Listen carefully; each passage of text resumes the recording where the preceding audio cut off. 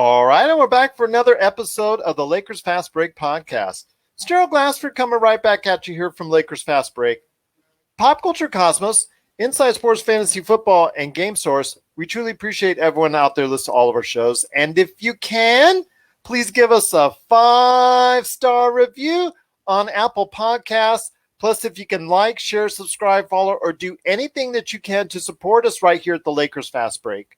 Pop Culture Cosmos, NBA Draft Junkies, the Locked On NBA Draft Podcast, the Hoopheads Podcast Network, and Lakerholics.com.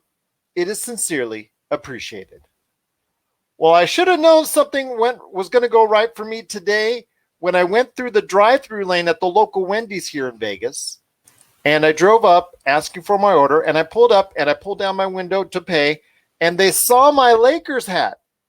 And all of a sudden, I hear the guy that's going to take my money, hey, this guy's got a Laker hat. This guy's got a Laker. And everybody coming up to me, dude, Lakers. That's all I could hear.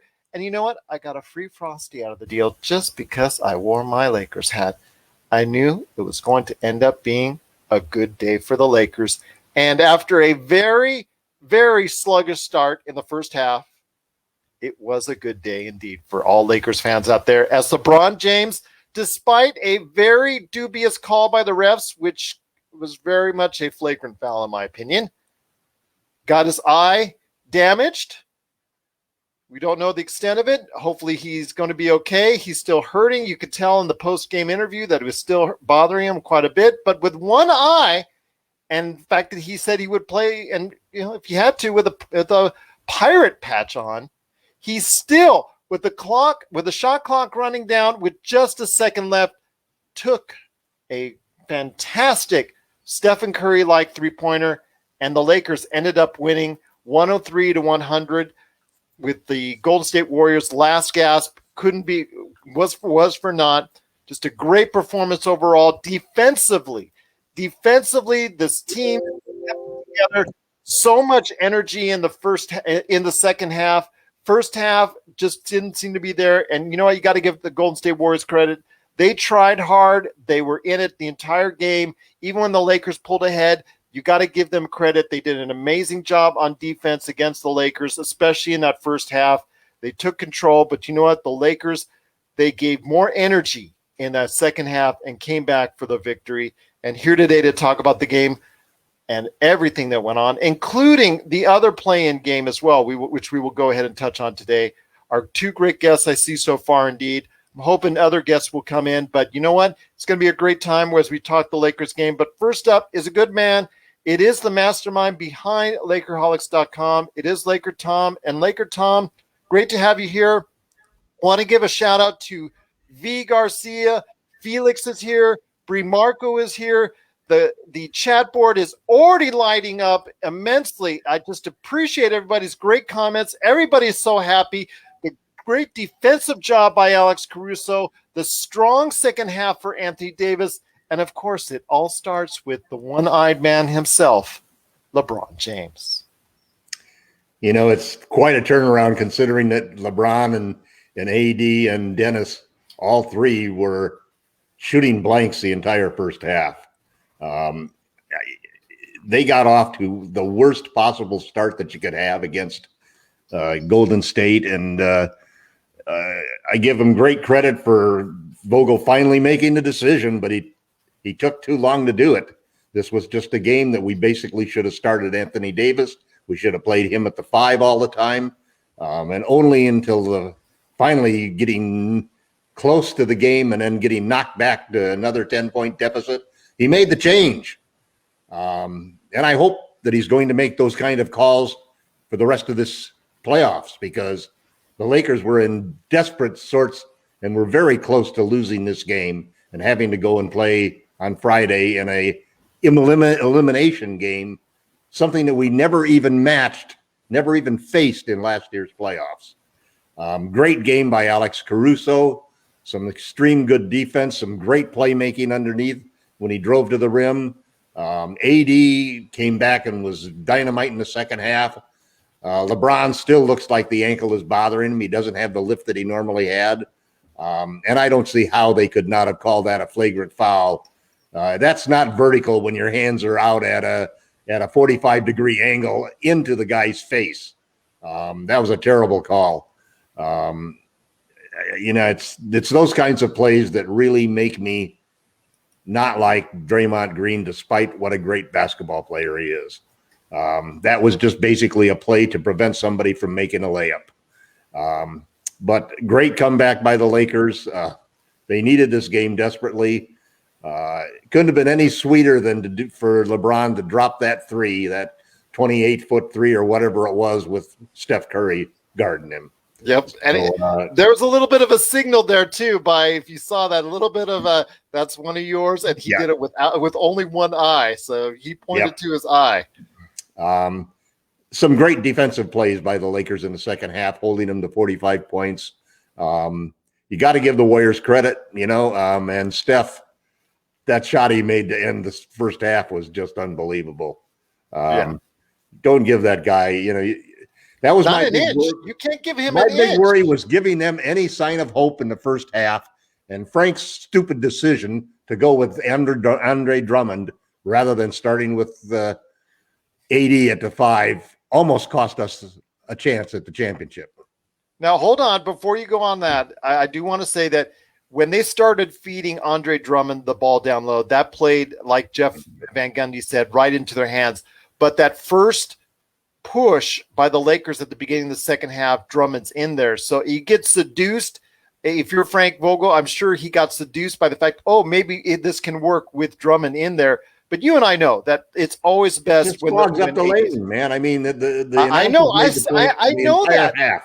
I see that. I saw that as soon as he came out of the game. After that, he made one and then he missed one. But you could see how much it opens up the lane. I realize that, but the problem is he gets seduced by those quick runs like they did in the second half, where the Lakers made that push, that initial push. He was there for it, so you get seduced by that as a coach.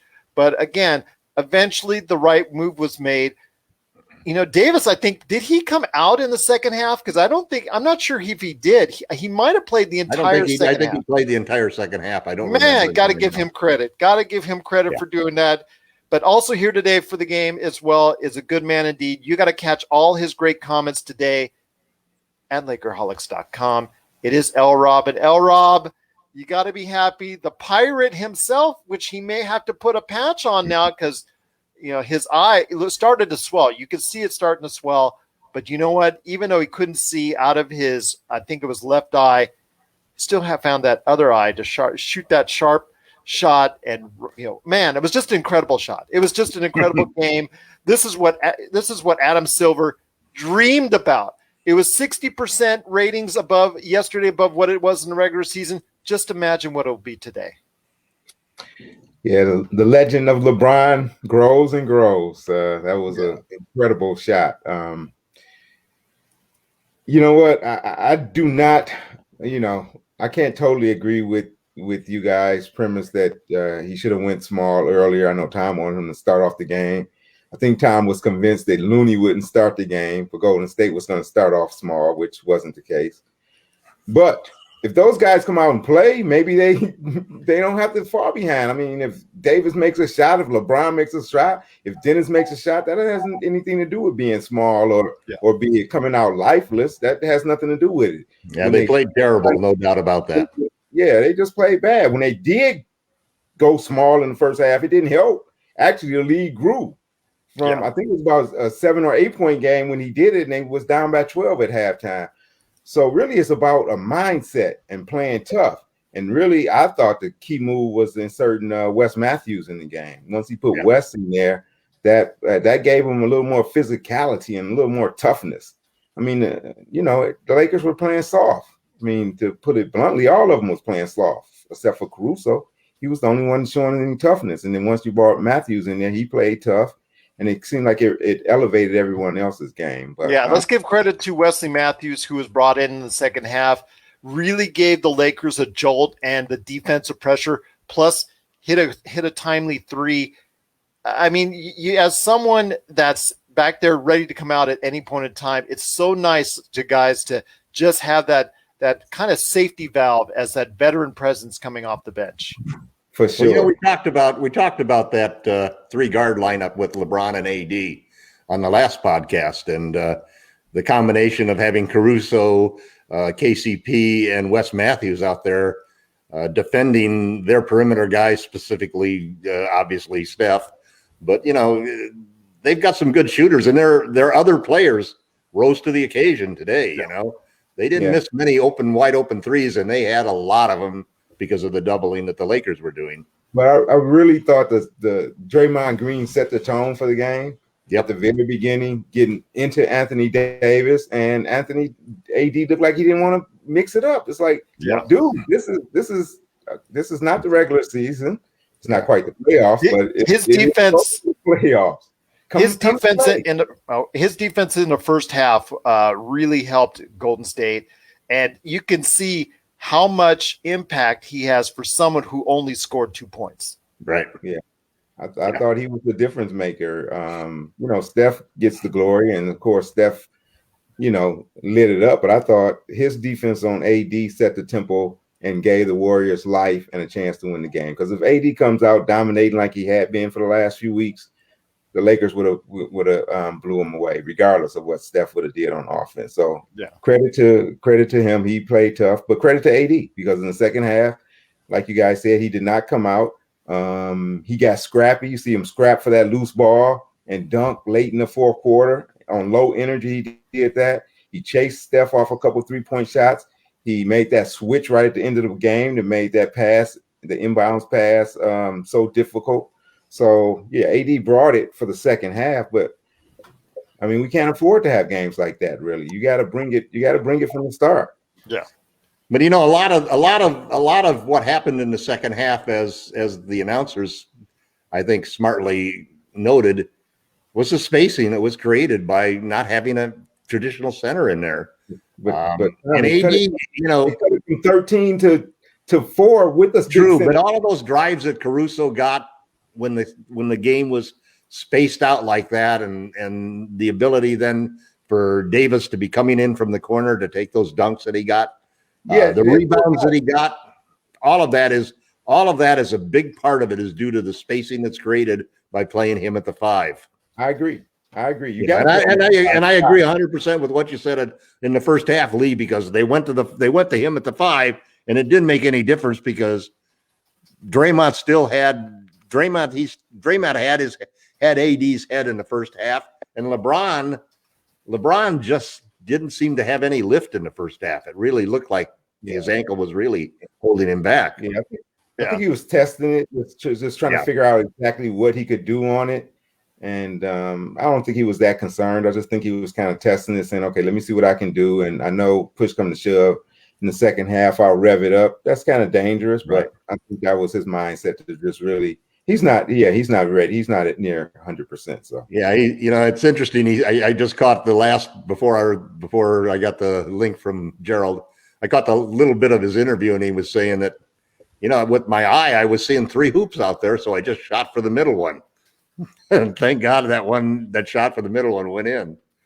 Man, that was a unbelievable shot.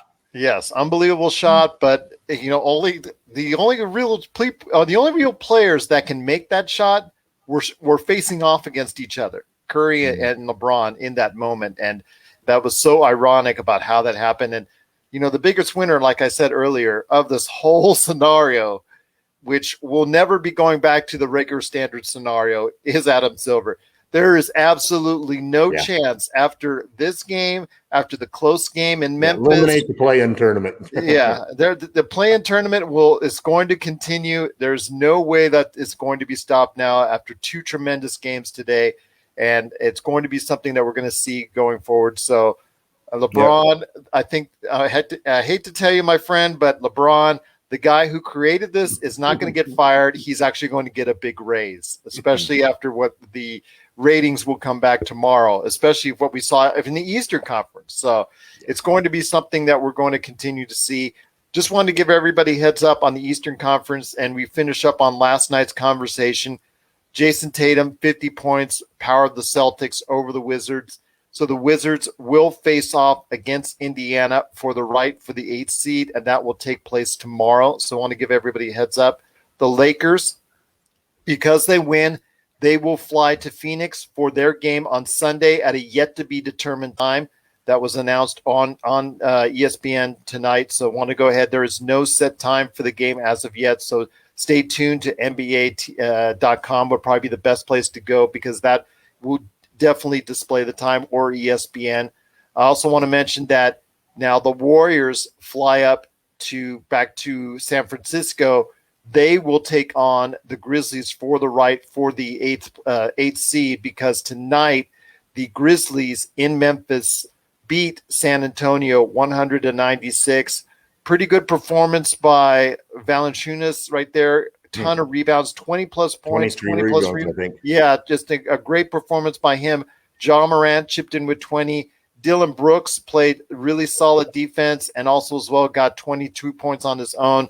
Just a great performance by those three. San Antonio, I think down the stretch, too much isolation by DeMar DeRozan. That's probably the thing that stands out to me most on a day that his game was off. So I think that you didn't have the kind of resources and talent to go ahead around him to go make those clutch shots down in the fourth quarter. So I think that was happens there. But I mean that's a time to go fishing, I guess, for San Antonio. Reevaluate the kind of team that they have. And V Garcia says boo Spurs, and it's so funny because V's from San Antonio. So I do want to again give so much of a thank you to Bree for the heart and also as well for the thumbs up, Felix and V. Once again, the Lakers did come out on top, 103-100. LRob, I want to ask you this. We now turn our attention to Phoenix. And now we go on the road, which doesn't usually bother us because we usually play well on the road. We're one of the best, if not the best, over the past 2 seasons, teams that have gone on the road as far as the overall record is concerned. I want to hear your thoughts on what we need to start thinking about when it comes to Phoenix and the dynamic scoring duo in the backcourt of Chris Paul, such a dynamite force for them and such a reason for them being in the spot that they're in. And then, of course, you cannot forget Booker and what he brings to the team. Yep. Just defend Booker. Let Chris Paul score. If you want to be a scorer, Chris Paul. We're gonna stay at home on some of these 3-point shooters. We're gonna chase Devin off the 3-point line and make his life difficult. And Phoenix they don't scare you. That's just a bad matchup with them. They have no one who can defend Anthony Davis. So yeah, I think the Lakers possibly in 5, but more likely in 6. Yeah, Felix also shouted out 6. I think 6 is a good number for me as well. LakerTom has to one-up everybody on that, so he says 5. I already announced it on the blog. Okay, fair enough. V Garcia says the Spurs are going to come watch the Lakers with him on the couch. So I guess that's going to be the case. So far in the games, the first time they haven't been in the playoffs at least every other year in like 26 years or something like that. Exactly. Amazing streak. Yeah. Well, I want to ask. Well, V Garcia is asking a good question on this as far as CP3 and Schroeder getting double teed in the series. But that reminds me of what I wanted to ask you guys in regards to Dennis Schroeder. Dennis Schroeder, who has been relied upon most of the season, actually struggled just like LeBron James and AD did in the first half. Came on strong in that third quarter, and I give him credit also as well in the at least the first half of the fourth quarter. But unfortunately, he cannot guard Curry. I thought he would be a good matchup for Curry, and I was wrong on that. I'm going to be first. Caruso was a much better matchup, as we saw. And I'll tell you what, Schroeder was played off the court tonight. And that's one of the rare times I have seen Schroeder played off the court. LakerTom, your thoughts on Dennis Schroeder? Could this hurt his psyche? Because he's very aggressive. He's very strong-minded. And to be played off the court like that so late in the game, that's not a great motivator for him. But I also know that he's not fully in shape. A lot of short shots. The free throws were all short. Just not seeing enough. It's going to take time for him to get his win back as well.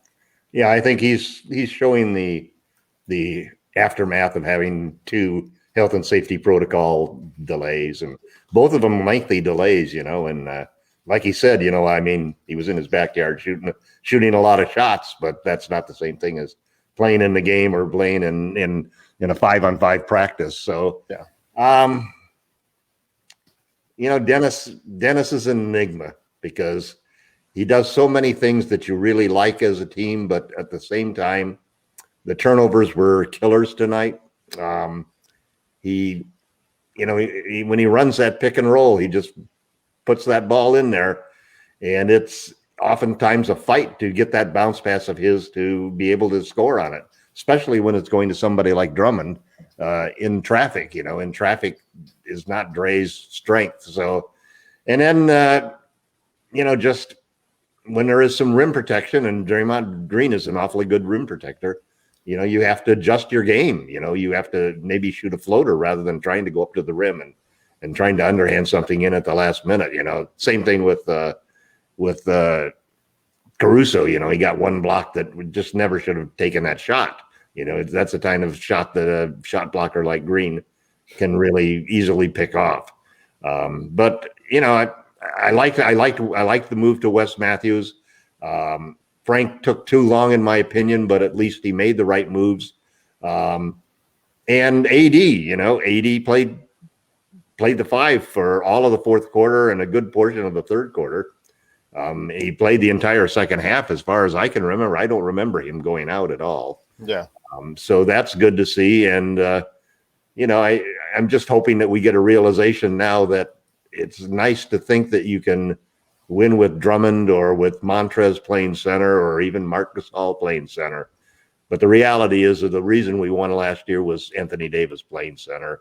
And, the other guys are going to get their shots and their opportunities in the right matchups in the series that we've got going forward. But in the bottom line, it's going to be Anthony Davis at the 5 that's going to have to carry this team. Exactly. And I think that's something that we're going to have to play. If we get anything positive from Drummond or Harrell or Gasol, I think over the next 4 weeks, because I'm assuming and I'm hoping that the Lakers will be playing for the next 4 weeks. Right. Yes. That I think that's going to be a positive. I think that's going to be the same situation like you had last year with Howard and McGee. Anything in the playoffs that's a positive, like those times against Denver when Howard was good, it's just considered a bonus. Just considered like cherry on top of the ice cream sundae. I think that's probably going to be the way that we're going to have to cut it. But LRob, I want to ask you this: when it comes to what we're seeing on this game, if that foul, that hard foul by Draymond Green. I mean, on TV, they're all saying, and I know we're Lakers fans, and I know we've got that bias built in, but to me, the replay showed clearly that he started his motion to try and hard foul up high too soon. So by the time he extended, it was right at his face. So maybe the intent was not to hit him in the face, but unfortunately, he did hit him in the face. And to me, that should have been a flagrant foul. Your thoughts? Yeah, he didn't make a play on the ball. I mean, that's what it comes down to. He really was nowhere near the ball. And it wasn't vertical. He wasn't vertical either. And kudos to Caruso. That was a nice give and go and give back to set that up. Just another heady play by Caruso. I'm talking to V out there. Him and his Jared Dudley love just gets me. But go ahead. I'm sorry, LRob. Yeah, so that was after Caruso almost pulled up Paul George on that 3-point shot from the corner. I was like, oh no. Yes. But yeah, that should have been called a flagrant. But I mean, in today's NBA, but if that happened 15 years ago, we wouldn't have even took a look at it. You know? So I mean, it wasn't really that hard of a foul, but under today's rules, the way it is, you can't come to the face of a guy without really trying to make a play on the ball. So it should have been called a flagrant. Well, also too, it put LeBron into a very dangerous situation. With his body in the fall that he took. I thought he hit his head on the. I thought he hit his head on the floor. That's an endangerment of another player. You make such a big deal about guys undercutting guys on jumpers and so forth. Yeah, this is a much more serious situation. Yeah, I agree. They didn't take that in consideration. I thought he was in a very vulnerable position when Draymond took him down. So was that in the last 2 minutes? So it'll be in the review. Can't Yeah, remember. absolutely. I'm pretty sure. but I still thought, seeing it live, I was worried that he hit his head on the floor. That to me, on the replay, it showed he kept his head up, but I was thankful for that. I think he got scratched in the eye. That's really, and we're going to be seeing the effects of that. This type of game, it kind of reminds me of the Lakers Kings from back in the day. It's like, okay, we know you can't let the Lakers get out too much of a big lead, so we're not giving them any calls in the first quarter. Sure felt that way, didn't it? Yeah, it's like, okay, you go to the hole no matter what AD does, he goes to the hole and there's no foul, play on. Steph goes in, Drummond just touches him and he's shooting free throws. And then in the second half, okay, Lakers are down. All right, now we got to make sure now we'll give them their call. So it's like, come on, just call the game from the get-go. Right. Don't put us through that.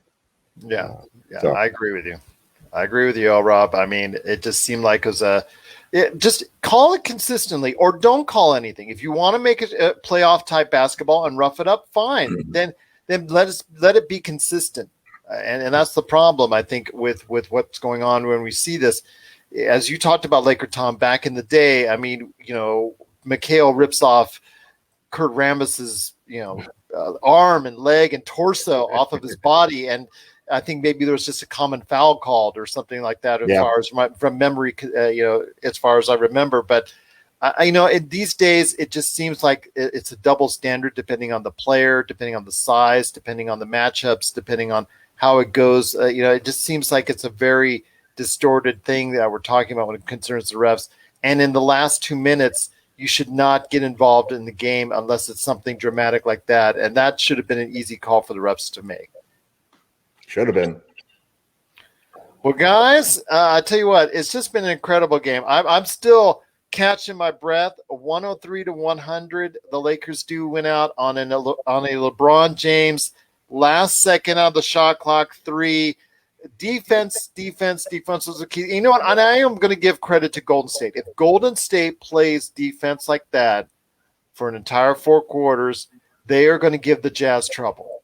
They're going to give obviously defense. Yeah, they have a top 5 defense. There's no doubt about it. Yeah, and then they're going to be able to give people a lot of problems, starting with Memphis on Friday. So I'm expecting at least a very competitive 1-8 matchup. And I really think that the Golden State Warriors will win on Friday. But going forward, guys, it's Sunday. So LRob, I want to hear your thoughts on what we need to start targeting. We need to start concerns to Phoenix Suns. I know you already said that, like I did, the Suns in 6. But if you're Frank Vogel, who are you targeting first as far as maybe trying to go ahead and slow down? I'm not saying stop, because in this league, you really can't stop anyone. It's just, who do you slow down enough to go ahead and get your team out on top? Yeah, well, I mean, last game, they did a really good job with Ayton. So you definitely don't want him to be that third scorer. You don't want him to start chipping in 15 to 18 points. So keep him under control. But Booker is the main guy. You just can't let Booker go crazy. It's the first real dance for these guys. So you don't know how Phoenix is going to react. Just about all of those guys. It's their first rodeo. So it'll be interesting, except for CP3. He's going to bring it. Just make Booker life difficult, and LeBron get rested up. So, I mean, that's the key. Just get LeBron the rest he needs so he can get a little bit better each game. And that's why I really didn't want to play the play-in game. Just wanted them to have, like a week off almost before playing, so LeBron and AD could rest up.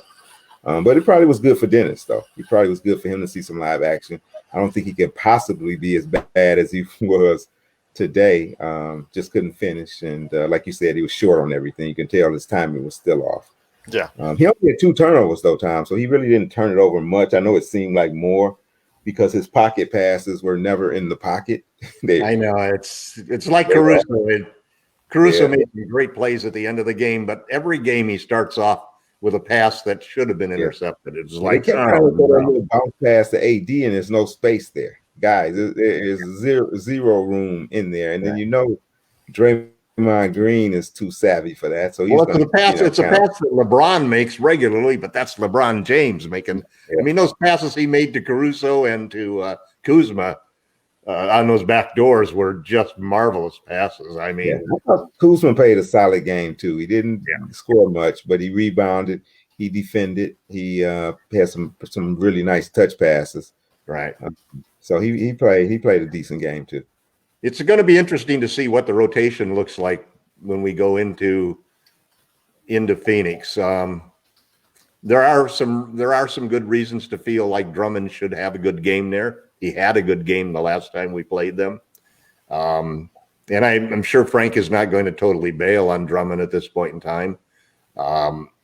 And then, if we end up playing the Jazz at some point in time, you got to figure that Gasol and his ability to stretch the floor is an important thing. But I think right now, if you look at the three guys coming off of the bench, it's obviously Kuzma, Caruso, and Wes Matthews, I think, from a defensive standpoint, because Frank's going to prioritize defense, as he should. Yeah. I don't expect to see, although, last year we had the same type of pattern. In the first games of each of the first two series, we sort of stubbed our toes and Frank didn't make the right substitutions, and then he made the adjustments in the next game. So I'm sure that he's going to go into the Suns game probably with Andre at center again, and see how that works against Ayton, and hope that'll be a successful measure.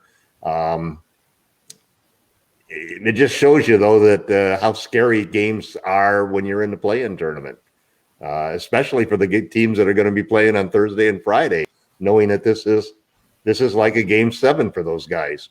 The loser is going to go home. That's it. Well, no more games. It's very good when you don't come to play, when you don't bring the same energy and emotion as the other team. Golden State came out there like, hey, we're going to take this game. We want it. And the Lakers came out there like, you know what? Yeah, we'll figure it out as we go. How could they not figure that Golden State with Steph Curry and Draymond Green were not going to come ready for bear? It was just shocking to me watching that first half. I was just like, yeah, I think that we blown them out twice.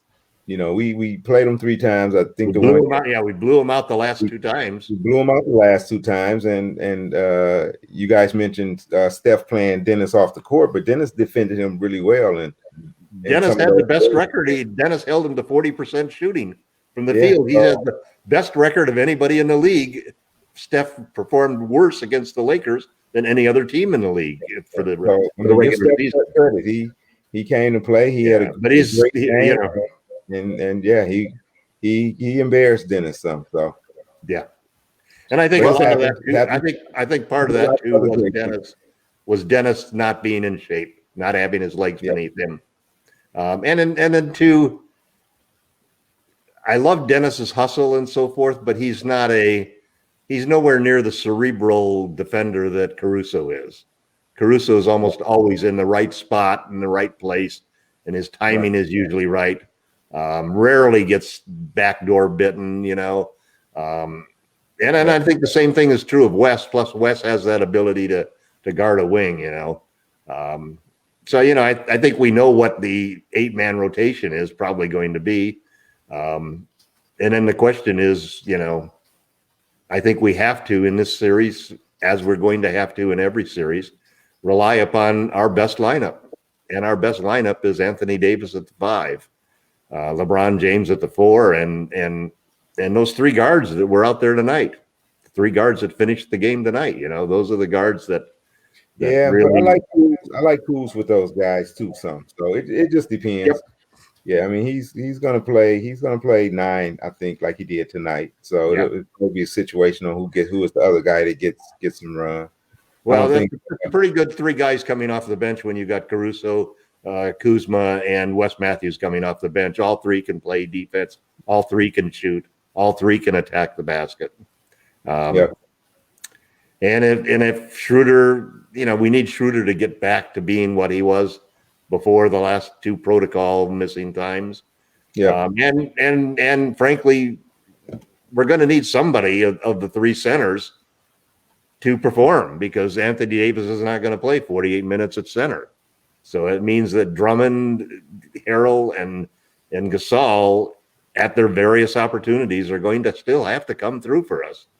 I also don't think you should go ahead and allow DeAndre Ayton to go off. If DeAndre Ayton is allowed to go ahead and play at a level that's right now he's not going to be consistent at, and see that 25 points, 10 rebounds plus 5 block shots, that type of deal, which he can do, but he doesn't do every game. That's another key. And Drummond's the only one of the 3 centers that's going to stop Ayton underneath. Yeah. He's the only one who has the size and athleticism and hops to do that. Ayton will eat Trez up, and he'll eat up Gasol too. Well, I want to go ahead and ask you, because V. Garcia mentioned it, what's the over-under for Dudley playing in the series for 2 hard and defensive-minded minutes? So he's asking that. I say it's over-under. We're in trouble if he plays those, those missing. If he plays at all. I think that there's going to be blowout games in the Sun series, and that Dudley's going to get time in probably 4 of the 5 games that we take to win the series. Well, I certainly wouldn't want to put him in a close game, but in a blowout, that's fine by me. But guys, it's been a great time talking to you. Once again, the Lakers win 103-100 due to the heroics of none other than the one-eyed man himself, LeBron James. I'm hoping that his eye will be okay and good to go this Sunday. We do not know a time yet for the Lakers game on Sunday, so hopefully everybody will be able to keep in touch with NBA.com and also ESPN.com for the showtime for the Lakers game against Phoenix. But guys, before we head on out, and I'm going to start with you first, LRob, please let me know what you're going to be looking at as far as focusing on in the days ahead. I know Phoenix is a good matchup, and like I said, you already have the Lakers in 6. But what are you going to be looking at and focusing on in the next few days to look at in preparation for this Sunday's game between the Lakers and the Suns? Actually, I think I'm looking forward to watching Ja and Steph and those guys battle it out Friday night. That should be very entertaining. And actually, I'm looking forward to seeing if Indiana can duplicate the effort they gave last night and come back and work their way from the 9th seed all the way into the playoffs. So Lakers, Suns, this LeBron, how he's feeling. What is his health like? Dennis, kind of getting him back in the groove. Working on Dre, getting him a little bit more involved in the game. They made a point of saying you can't throw it to the ball in the post. Oh yes, he just scored on him the last time we did it, but this other time a guy raked down and stripped him, which was a foul, I thought. But anyway, last time I checked, 50% is pretty decent in shots. No one's saying throw it in all the time, but get a man the ball occasionally. Let's see what he can do. Make Looney play some defense. So I'm just looking primarily for LeBron and Dennis, them continue to get in that groove. AD to continue to build on the second half. And, Lakers to kind of get a little bit more swagger than they played with today. Well, I'm hoping for as well, my friend. But catch LRob's great comments each and every day, or when he can, at Lakerholics.com. And, of course, speaking of Lakerholics.com, before we head on out, always got to go ahead and give a big shout out to LakerTom and all the things that he does there, all the great articles. And I was hoping Jamie Sweet would join us and Rafael Barlow, but I want to give them a shout out as well. Hoping they'll be part of our playoff coverage as well in the upcoming days. But before we head on out, my friend, what are you doing at Lakerholics.com? Boy, it's, you worry about the Lakers' approach to these playoffs because we really did not come out of the gate well. And I think even more distressing to me was what Lee was saying, that even when we went to 80 at the 5, we still didn't play really well. So that's not the psyche that you really expected this team to do. I mean, I know we saw little shades of that in the opening games against the Rockets and the Blazers last year, before we took control of the series. And I'm a little worried about LeBron's health because he did not have the lift that I thought I saw him have during the last couple of games there. He looked a little struggling today. It was good to see him hit that last shot, but you sure don't want to leave your season and the championship hopes and so forth. We've won the first of 17 games. We're going to have to win. We're going to be the first NBA champion to play 17 games to win the title. Have to win 17 games instead of 16. So I sure don't want to see us come out and allow Phoenix to steal the first game. And they're going to try real hard to steal one of those two games at home. And all it does is just instill confidence in a young team with a couple of transcendent talents. I mean, I'm hoping that Chris Paul will be the playoff Chris Paul we're all familiar with, who sort of disappears and doesn't play to the level that you'd expect him to play in the playoffs. And I'm hoping that Devin Booker, that the lights are a little bright for him and he's not going to have as great a game. But the last thing the Lakers need to prevent happening is from giving those guys hope, from starting off slow and letting them have a close game in the first game or losing that first game. So I think it's really important to, whatever Frank's going to do with the rotations, he needs to build in Anthony Davis at the 5 as being the focus of the second half and definitely of the fourth quarter of the game. I'll tell you what, guys, it's been great talking about Felix. You're so hilarious, my friend. Felix, great to have you on. Also want to give a big shout out again to Bree Marco and also, of course, Vincent as well. Vincent, you've been great on the comments. Thank you so much for watching and listening. Frank will make the adjustments if necessary, and I'm assuming that will be necessary because the chess match will begin this Sunday as the Lakers face off in the first round of the NBA playoffs. But the playoffs, to me, already started tonight because that was playoff intensity to the T right now. I'll tell you what, they can say it's not a playoffs. It is a playoffs because you don't tell me that the Golden State Warriors and the Lakers, especially in that second half, didn't want to win this game. But the Lakers did win, 103-100. But again, V, you're awesome. Felix, you're awesome. Vincent, Remarco, everybody else that was watching, we cannot thank you enough for watching and listening. Please check out all the great shows that we have at the Lakers Fast Break channel, wherever you get your podcasts, the Hoopheads Podcast Network at hoopheadspod.com, Lakerholics.com, and also as well, hoping to get Rafael Barlow from NBA Draft Junkies and the Locked On NBA Draft Podcast here back soon as well. V. Garcia has got to always put in a good word for Jared Dudley. He said the playoffs don't start until Dudley gets his well-deserved playing time. You've got a big fan, LakerTom. You got a big fan. He's going to follow you and Jared Dudley down the road.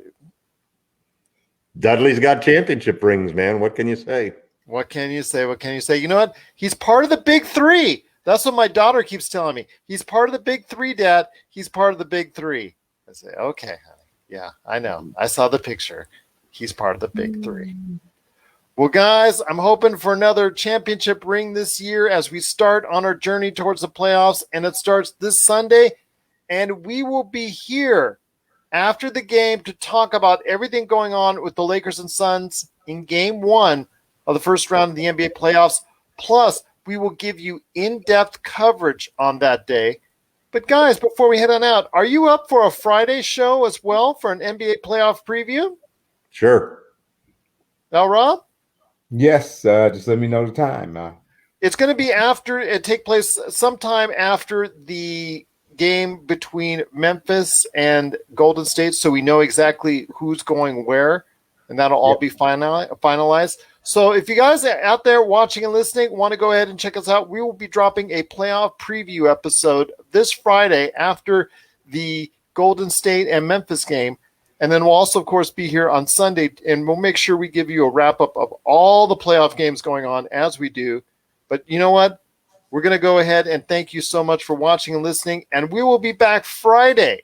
Yes, Friday we'll be back for our playoff preview, and I hope you'll be part of it right here at the Lakers Fast Break Podcast.